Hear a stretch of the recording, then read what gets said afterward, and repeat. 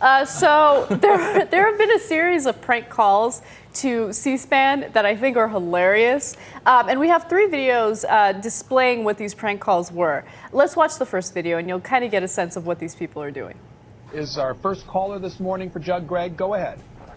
Well, hello, Governor Greg. First, I'd like to say that you were my governor and congressman and senator for some time, and we were pulling for you to run for president yourself. But you're supporting Mitt Romney, that's very nice of you. supporting Thank Mitt you. Romney as well. And, of course, Mitt Romney has very high expectations for the campaign and for his victory in the New Hampshire primary. I was wondering, what size lead do you think he needs to avoid his appointment? And also, how big is Mitt Romney's penis? Charlotte, apologies, Governor. Charlotte, North Carolina, Marcus. Judd Gregg looked like he was thinking about it for a second. He's like, I don't know, how big is... He's like, this guy wants me to run for president, and then, I don't know, I'd guess, 3 or 4 inches.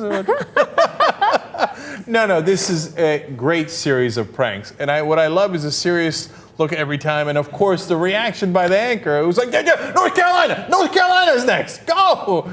So, but they're not done yet. Now, my question is it the same guy? Because look at the different accent on the second call, but I think it might be the same guy. Right. Let's listen. Good morning, Dan. Where are you calling from? Hi, good morning. I'm calling from Portsmouth. Great, welcome.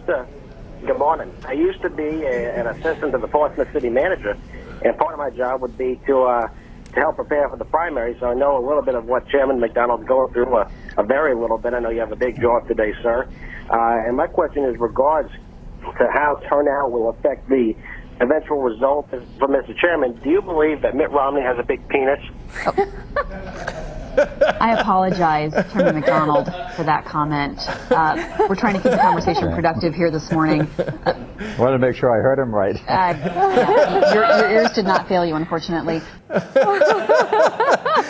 have to confess, not only did I LOL, but at some point when I first saw these, I started LMAOing.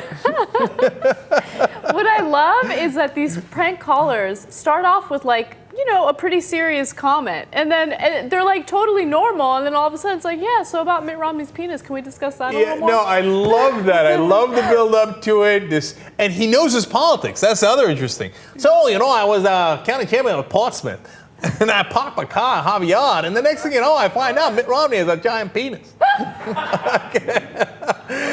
One more. Okay, but this one features a person who is very upset at these prank calls, right? So he's going to question what C-SPAN is doing about them. All right. I've been listening to C-SPAN for several years, and probably the last few days have had the highest amount of obscene callers. So I'd like to ask a procedural question. What is C-SPAN doing to crack down on these calls? Well, whenever we hear something, first of all, we try to admonish. We try to cut them off as best we can. We're not on any kind of direct thing, so we just have to do the best we can and hope that we're getting the best from our callers. That's pretty much what I can say. Yeah, it's just a shame that the level of discussion's gone down. But about the Romney situation, I actually think the attacks are the best thing that could happen for Romney. The best type of attacks that could happen whatsoever for Romney, because they highlight his business experience. You go to the exit polls in New Hampshire, you see what they're voting for him for. They're voting for him because they care about the economy, because they care about winning the election, and they're voting for him because of his huge penis. Caller messing with us this morning. We hope to get the best of our callers. He himself up nicely there, but let's move on. We don't need that kind of stuff on the program. Look, we're children for laughing. I know that, right? You're a child, right? But come on, there's no way that isn't funny. And what's even funnier is that he gets the guy to say, well, we will seriously admonish them.